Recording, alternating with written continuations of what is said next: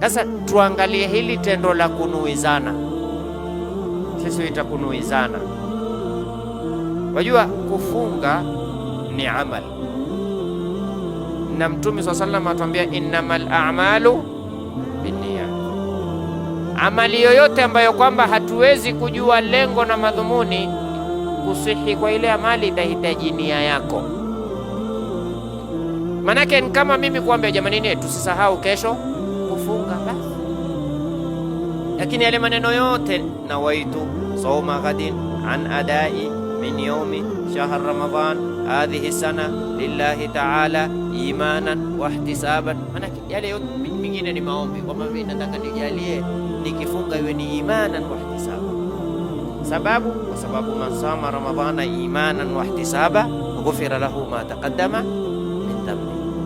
Kwa hiyo hali kuthubutu kama hadithi, kwamba hadithi imekuja tuseme nao waitu, ile ni kukukumbusha wewe, waman dalla ala khairin falahu mithlu ajri fa'ili.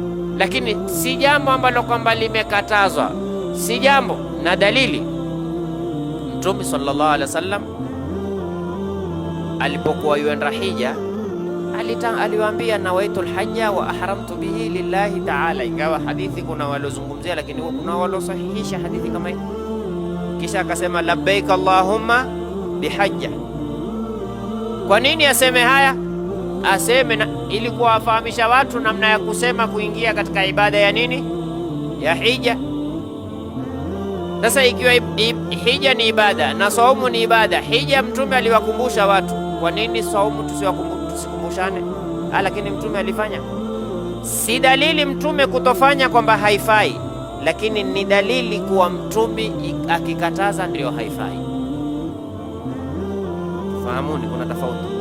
Je, ni dalili Mtume ikiwa hakufanya kuwa haifai? La, lakini ni dalili ya kuwa Mtume akikataza ndio maana haifai. Saa ingine sisi ndio tukua istishhadi mahala ambako hapatakiwi kutukuliwa dalili. Mahala dalili ni kuwa je, tumekatazwa, kuna dalili ya kukatazwa. Ikisha kuweko basi, madamu hakuna, asli ya mambo ni kuwa kila kitu chafaa, ila ikithibiti dalili ya kuonesha kuwa haifai. Hii chukue siku zote. Naam.